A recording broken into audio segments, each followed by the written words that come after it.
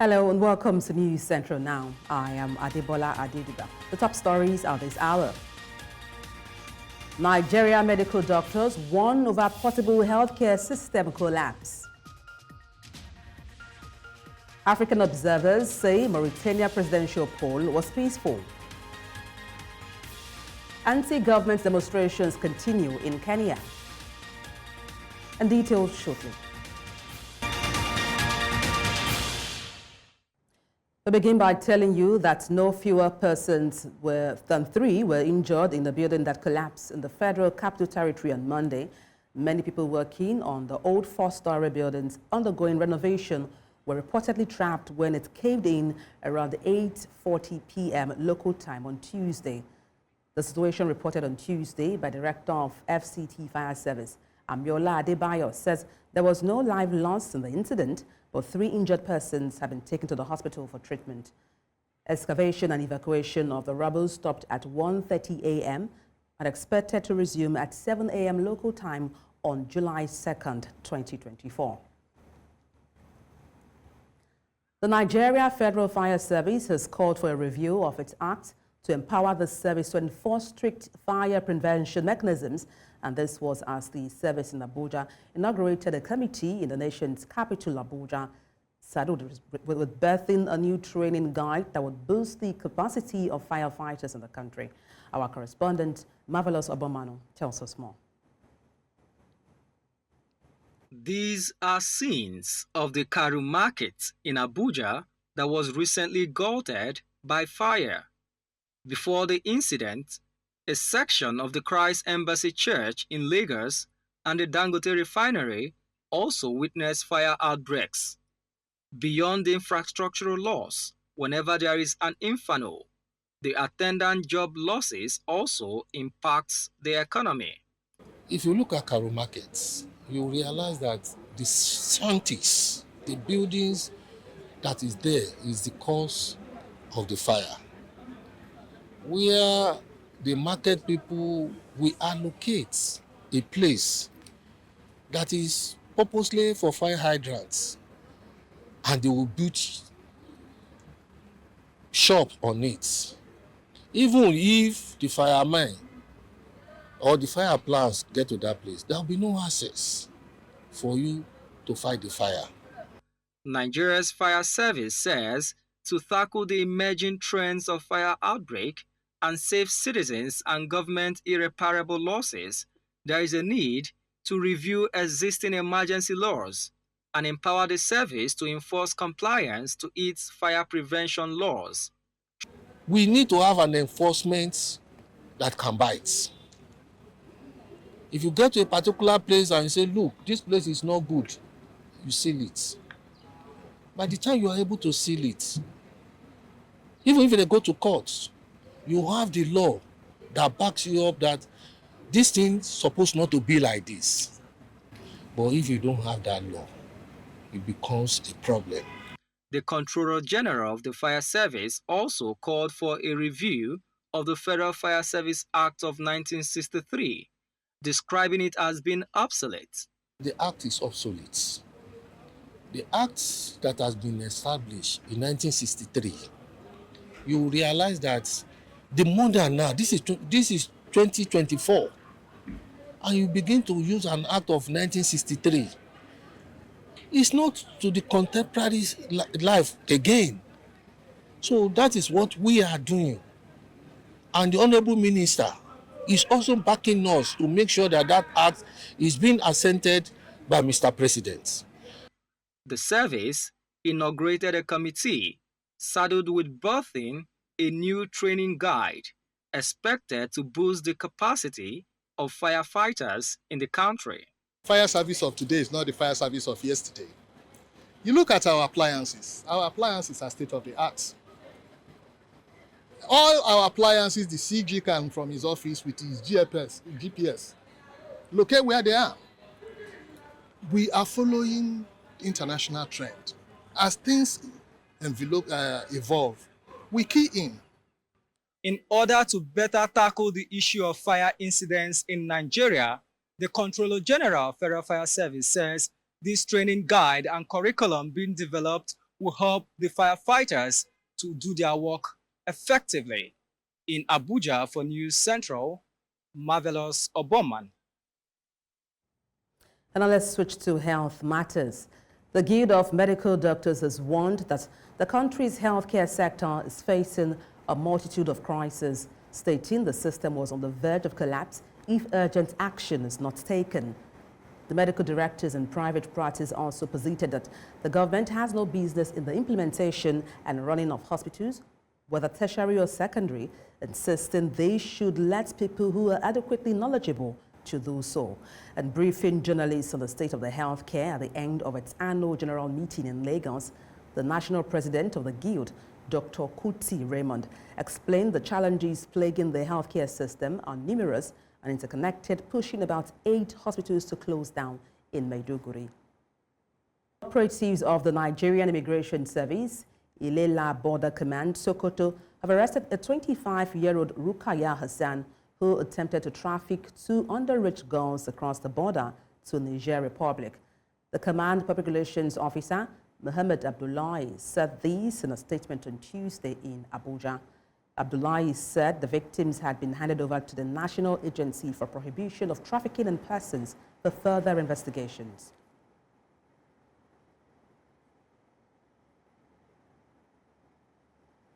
Nigeria's Chief of Army Staff, Lieutenant General Tarid Lagbaja, has arrived in Jos Plateau State for the annual Nigerian Army Day celebration. The celebration, hosted by 3 Division Maxwell Kobe Cantonment Rukuba, marks the 161st anniversary of the Nigerian Army. Our correspondent Chizoba Ananwe now reports. It is lined up for the national. We commission some special intervention projects, renovation of schools, and provision of some critical infrastructural facilities to some communities in Plateau State. 5 of these intervention projects will be commissioned as part of NASAL 2024.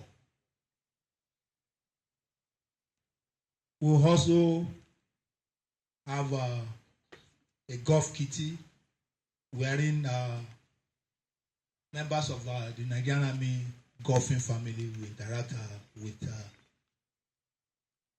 their peers in Plateau on Friday. And the grand finale of the NASEL activities is going to take place on Saturday, the 7th of July this year. And that day coincides with the Nigerian Army birthday. Now, due to increased rainfall and long predicted flooding, Lagos residents have reported several inconveniences caused by heavy downpours. With lingering climate change effects, floods have already started impacting different areas of the state, now leading to the loss of properties in the Lekki area. Our correspondent, Adeshewa Odushoga, tells us more. In Nigeria, flooding continues to be a perennial natural hazard. Its disastrous effect on both the rich and the poor, especially those residing in riverine and coastal areas, have been demonstrated over time. Historical events in Lagos have shown a devastating aftermath of rainfall in the state, both on the island and the mainland, halting commercial activities and sometimes leading to death. Really, it's hard on the cars, except for those that have SUVs. But if you have a salon, or you have to walk through or use it, it's hard on the cars, really. Yeah, and the water is very dirty, actually. It's water. If you come here, if you don't inform, you go be a swimming pool. Everybody go to swim. The water, they reach me here itself. One of the major causes of flooding in some of these areas could be linked to indiscriminate waste disposal by residents despite a standard system provided by the state government. At times, some residents are fond of that. When it rains, they just bring out their refuse and throw into the lagoon or into the water. And before you know it, it gathers somewhere and block the passage of water. And as a result of that, we will come and have what is called flooding at the back. Within this terrain, hardly it will be difficult for us to say we want to avert it in totality. But rather, we just need to start doing the needful. Due to incessant occurrences and damages caused by floods, the state government has since intensified efforts to clear out canals and drainages to allow for a free flow of water off the street and homes of the victims.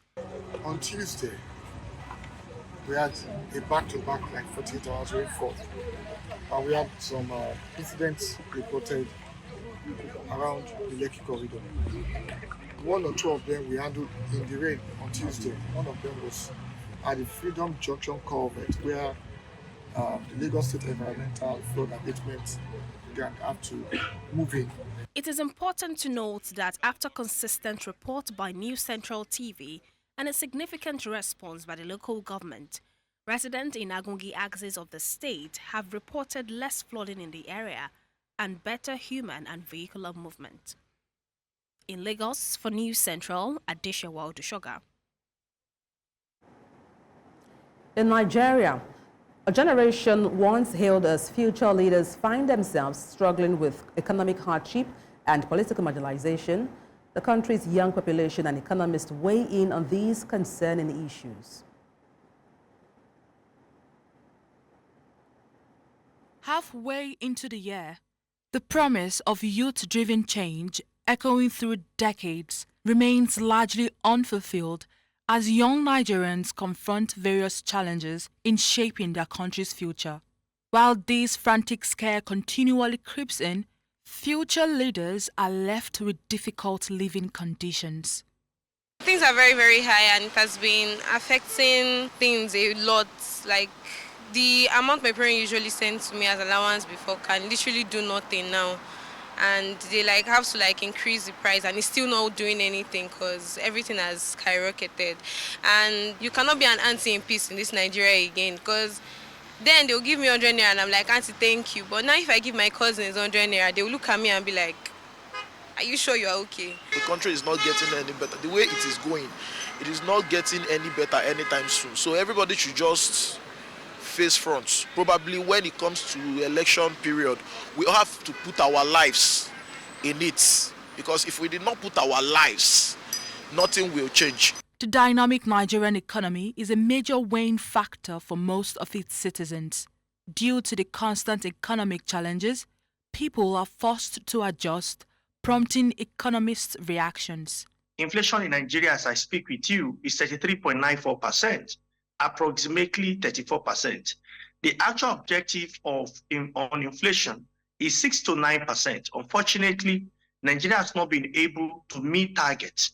Perhaps this would have led to hunger, deprivation, poverty in the land. Our first solution will be to have a national economic development plan that will give direction to economic policies of government. As I talk to you now, there is no single direction in terms of economy. Everybody is doing their own. Fiscal authority are trying theirs. Trade authority are trying. Fiscal authority are also trying their own policies. I think President Tinubu should charge his team to come with one single document, which would be tagged National Economic Development Plan, where all state governors will plug into it and local government. To achieve economic prosperity and sustainable development, a collective effort from the government and citizens is necessary. Chidinma Ona, reporting for News Central. In celebration of United States' 248th Independence Day, the U.S. consulates in Lagos hosted guests from across Nigeria at the residence of the Consul General in Lagos.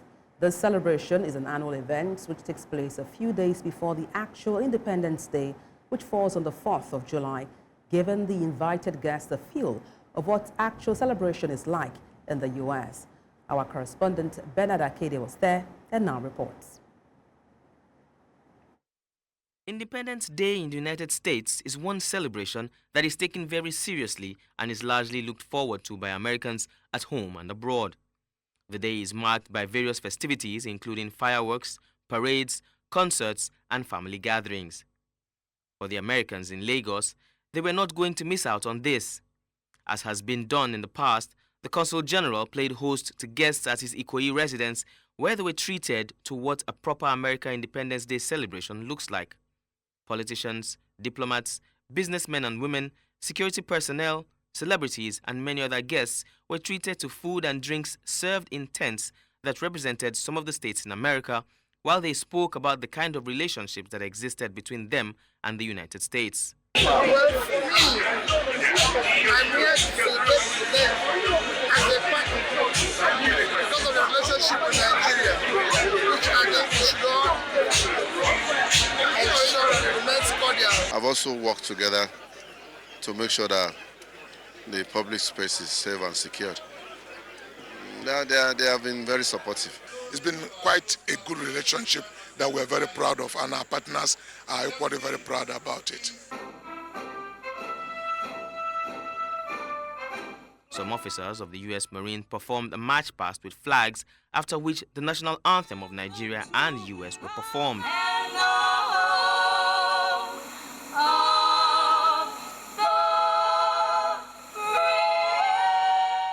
Then both the Consul General and the Lagos State Governor addressed the guests and toasted to more years of independence and democracy. This shared vision makes Nigeria and the United States natural partners, friends, and allies on so many important issues across the continent and the world. Since the beginning of this year, I think the depth and importance of that partnership has been reflected by the incredible attention that our government has paid to Nigeria. As Nigerians, let's raise our heads up. Let's say that indeed, for every part that we have to play, let's play it with our heads up, knowing fully well that Nigeria will carry last.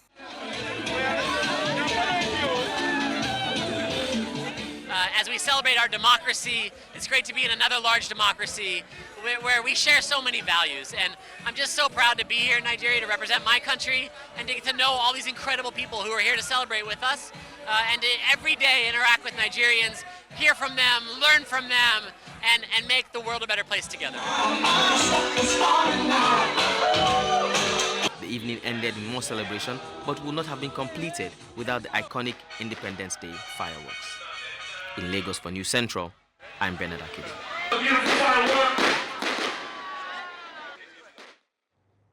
You're watching News Central now. Let's take a short break. Stay with us. Thank you for staying tuned. Earlier, we brought you news about the medical practitioners' warning of the collapse of the healthcare system in Nigeria. We now have our guest who has reconnected with us, and that's Professor Dr. Phillip Njemanze, Chairman of Chidion Medical Center in Owerri. Good afternoon once again. Glad to have you join me.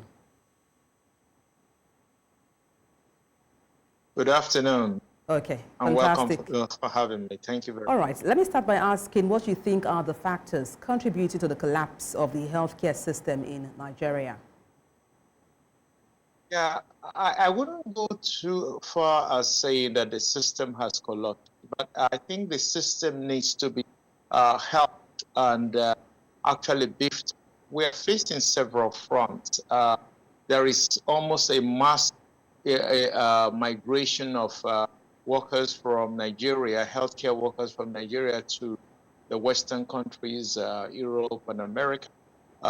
There is also a very low level of funding confronting healthcare practitioners and those who are in charge of hospitals in the private sector. And what we are talking about is 85% healthcare sector, that's the private arm. So it is, yes, it's a crisis, but though I wouldn't say it has collapsed because we are still very much functional. But the problem is that this lack of funding could be set up, could be well arranged. We have been talking about 15% of the budget being dedicated to health. That should be done. And then out of that, about 75% should be dedicated to private health care, because that's where the services. If the states do their 15% and federal do their 15%, and 75% of that is dedicated to private practitioners giving soft single-digit interest loan to provide amenity in the private arm. This will solve the problem. Nigerians have the best doctors, the best nurses in the world. And I know this for sure because I've been everywhere in the world. I've been to 46 countries. If I may, Professor, you have... so I'm quite sure about what I'm saying. You have mentioned the myriad of challenges. Doctors if I may, Professor, in the healthcare. Apologies for butting in there. Can you hear me? What has failed? Okay, I was asking, you've talked about a myriad of challenges bedeviling the healthcare system. I was going to ask you, what's the way forward? How can we begin to tackle some of these issues you have mentioned? Yes, well, yeah, nothing works without money. The first thing to do is just that commitment, which is the world standard recommended by WHO and all other organizations, that 15% of the budget should be dedicated to health. So when we look at that, just across the state, across the federal government doing their 15%, and the states doing their 15%, and since the private provides 75% of it, we are doing for the people what the government can't even do.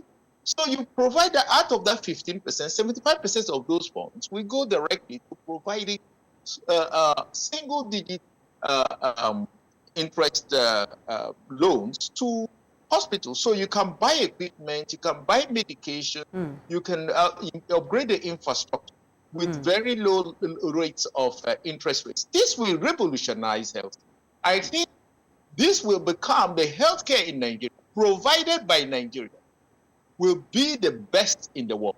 I have never seen so much creativity among doctors, among nurses, among pharmacists, as I have seen in Nigeria across the world, and I've been everywhere in the world. So I really know how the system.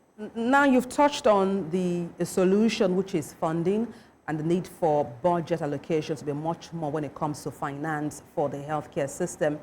I want to touch on something else now regarding our medical professionals. We've seen lots of them, moving out of the country to better, environments they feel is more profitable. How can we solve that issue of having shortage of medical professionals in Nigeria?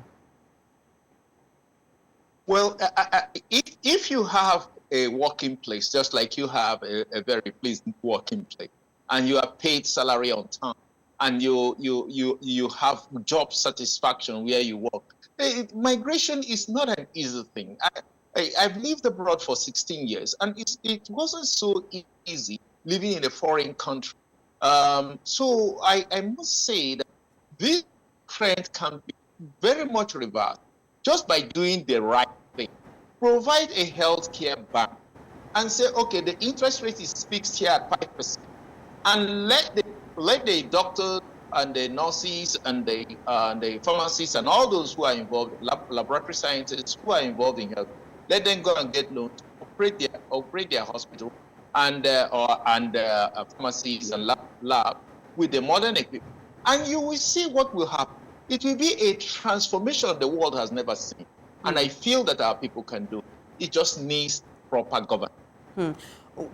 When it comes to attracting the right talents, for health jobs in Nigeria to work as healthcare practitioners, how can they be attracted?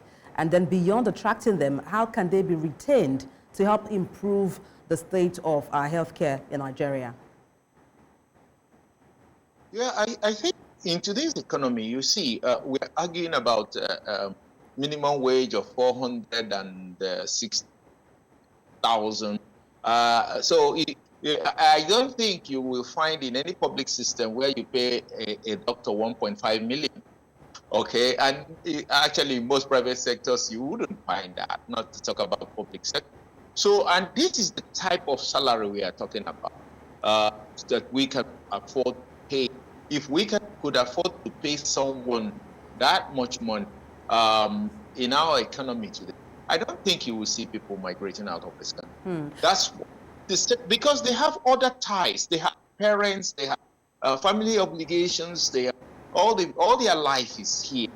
And all these superimposed taxation, I can count 16 subheadings just in Imo State alone of taxes that hospitals have to pay, or under the local government, state. So you find out that these multiple taxation are very vexing problems in almost every state. This has been declared by the Federal High Court that the hospital is not a business. It is a public service in which people serve, because there is nothing you can do to equate a life. So it shouldn't be taxed the way it is taxed. Maybe the doctor will pay his personal income tax and also the nurse. But the truth of the matter is all these multiple taxations across the states and for the federal government should stop. It doesn't do anything. It just brings another vexing issue that the doctor might just think it's better to migrate out of this place. And that's a fine place to wrap up. Thank you so much for your insight on the news. Professor Dr. Phillip Njemanze, Chairman, Chidikon Medical Center in Owerri. Many thanks once again. Thank you for having me. The news continues in North Africa, where the head of the African Union's Election Observation Mission in a vast desert nation says Mauritania's presidential election took place in an overall peaceful socio-political environment without any major incident. The vast desert Northwest African nation's incumbent president, Mohamed El Ghazani, won the re-election on Saturday's poll with over 56% of the vote. He's now placed well ahead of his main rival, anti-slavery activist Biremda Abeid, who won just over 22%. L'élection présidentielle du 29 juin 2024 s'est tenue dans un environnement sociopolitique global apaisé, sans incident majeur noté par la mission sur l'ensemble du territoire national. La mission a salué l'institutionnalisation de la culture du dialogue entre les parties prenantes tout au long du processus électoral. Elle a aussi noté que le système politique mauritanien évolue tout en se modernisant et en se consolidant depuis des années de façon qualitative, et ce nonobstant les controverses relatives à l'audit du fichier électoral soulevées par l'opposition. Les opérations de dépouillement ont été réalisées de manière transparente et conformément aux procédures en présence des observateurs et des représentants des candidats. Les copies des procès-verbaux des résultats ont été remis à tous les représentants des candidats et une copie a été affichée. La remontée rapide des résultats électoraux et leur publication, ainsi que les copies des procès-verbaux sur les sites de la CENI. In East Africa, Kenyan police fired tear gas to scatter small crowds in the capital, Nairobi, on Tuesday after youth activists called for fresh protests following deadly violence during anti-tax hike demonstrations last month. Activists have stepped up their campaign against President William Ruto, despite his announcement last week that he would not sign into law a controversial finance bill that triggered what he has branded treasonous protest. On Tuesday morning, Nairobi's central business district, the focus of previous rallies, saw shops closed and police firing tear gas at small crowds that had gathered. Elsewhere in the country, larger crowds marched in the coastal opposition stronghold of Mombasa, with smaller rallies and a heavy police presence in Kisumu, Nakuru, and Nyeri. Still ahead, Britain set for most ethnically diverse parliament ever. We have details shortly. Join us again.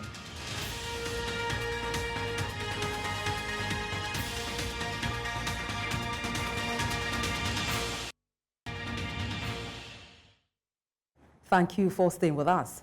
The upcoming general election in the UK is expected to be about a significant shift in the composition of Parliament, making it the most diverse it has ever been. The increasing diversity can be attributed to various factors, including increased representation of ethnic minority communities and a greater number of women candidates. The shift towards a more diverse Parliament is a positive development and reflects a more accurate representation of the population and ensures a wider range of perspective and experiences taken into account when making important decisions. It also sends a powerful message about inclusivity and equality in the British politics. And for more on this, I'm joined by our international correspondent, Afiya Hagan. Afiya, the election is just 2 days away. Tell us about the increased diversity. I mean, what will happen no matter who wins this election? Well, that's right. We're seeing greater diversity in the amount of candidates that could be elected in this election. So the number of ethnic minority MPs is likely to rise from 65 to as many as 83, with this rise expected no matter the outcome of the election. So no matter if Labour win or the Conservatives win, the amount of ethnic minority and diverse MPs will increase. So if the number of ethnic minority MPs reaches 75 or more, then that will mean it's increased fivefold in a decade and a half, in just 15 years. In 2010, only 15 out of the 650 MPs were of ethnic minorities. Now, studies are also showing that there's going to be many more female MPs and female candidates in Parliament as well, in House of Commons, up to 250 from 220 in 2019. So 30 more female MPs in Parliament since the last election in 2019. 153 of those will be Labour and 72 will be Conservative. That's according to the predictions of where we are 48 hours out from the election. Now, which party is the most diverse in terms of race and also gender? Well, the Labour Party has the most amount of MPs that are of ethnic minorities and are female. Now, they have chosen less candidates of ethnic minorities this time than last time round. It's down to 12% from 20%. And that number chosen is also lower than the number of MPs that they have in the parliamentary party at the moment. However, the Conservatives would argue that even though they have less women and less ethnic minorities within the party, more of them have risen to prominent positions.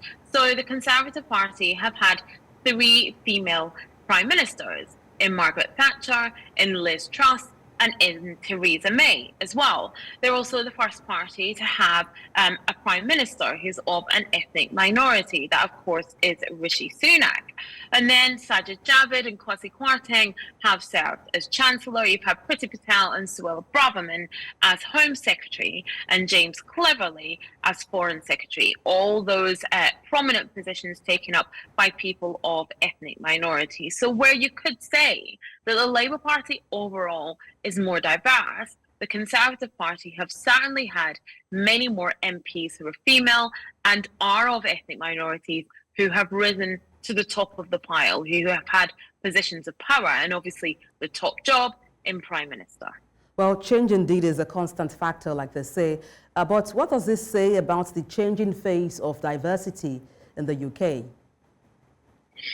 Well, it does say with this increased number of women and ethnic minorities within the UK Parliament, you would say, or you would like to say at least, that Parliament and decision-making is becoming more diverse. Now, what would you say about the grassroots? What would people on the ground say? They would probably say that perhaps there's more divisiveness around than there has been ever before, and that really is playing out in the election. But you need to have across all political parties definitely more ethnic minorities and definitely more women, but also for these parties to keep across the research, to keep across the selections, and make sure that as time goes on, these candidates remain diverse, but also they can take on those top jobs. Like the Labour Party, it was likely predicted will be the next party to lead the government. Yes, they have more ethnic minorities and more women, but they need to think about how they're going to have people in those top jobs, in those positions, if those advances are really real and really genuine. And it's up to all the political parties to continue in collecting the data of where the UK is, ethnicity, gender, but also social class, to make sure they're tracking representation and identity and make sure that filters down to the electorate at every level. Well, thank you so much for throwing more light on this. Afia Hagen, our international correspondent. Many thanks once again.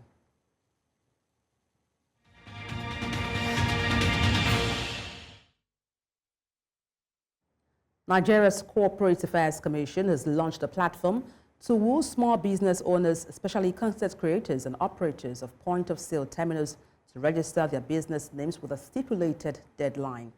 Representatives of the Commission say the platform, also known as the Special Registration Platform, is coming with incentives including business grants and others, which have been put in place to encourage a seamless registration process to support their businesses, as the Commission targets approximately 45 million small businesses nationwide. In Nigeria, we have over 40 million businesses that are not registered. You know, they operate under the radar.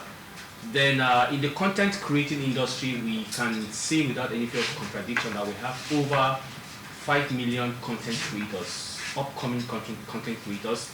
Then we have about flagship content creators whose figure stands at about 200 or so. You know, very effective content creators. So we're looking at, if we have content creators that are like 5 million, then we have over 40 million unregistered businesses in Nigeria.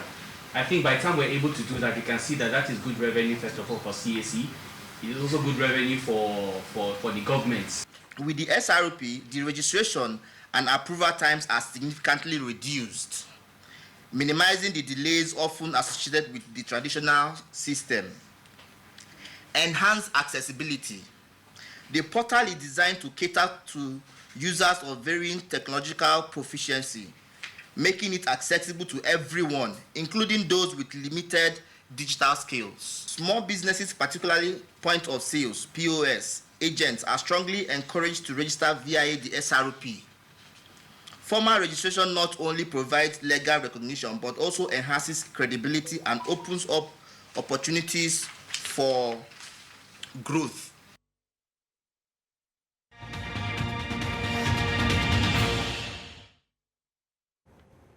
In sport, Nigeria's table tennis player Aruna Quadri will play as one of the top seeds in the men's singles at the WTT Star Contender Bangkok for 2024 in Thailand.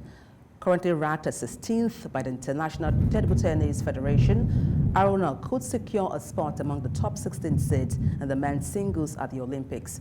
Notably, only 2 of the 5 top-ranked Chinese players will compete in Paris. Aruna stands out as a sole African player competing for a prize money of $250,000 against a star-studded lineup at the indoor stadium in Bangkok, with 600 ITTF world ranking points up for grabs. Joining Aruna is Canada's Edward Lee, who was risen from top 300 to world number 36 within a year. And Ghana's women's national team have named a 33-player squad ahead of this month's friendly match against Japan.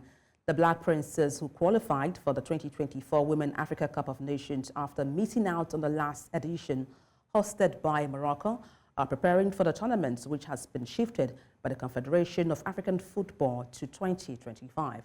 A formidable squad to face the 2011 FIFA Women's World Cup champions was released, including Grace Achemepong, Grace Asentewa, Priscilla Adubra, Evelyn Badu, and Doris Badua. Now, other opponents and prominent players in the roster are Portia Boki, Jacqueline Owusu, Comfort Yeboah, Vivian Konado, Mary Amponisa, and Marvis Owusu. The friendly match against the Nadeshikos is scheduled for July 13th in Japan. And that's all on the news. But before we go, let's take a look again at some of the major stories. Nigeria medical doctors have warned over possible healthcare system collapse. African Union observers says Mauritania presidential poll was peaceful. Anti-government demonstrations have continued in Kenya. Send your eyewitness report to the WhatsApp number on the screen and follow us on social media. We are at News Central TV. You can watch us live on DSTV channel 422, Star Times channel 274, Avo TV and YouTube. Many thanks for watching. I am Adebola Adedugba.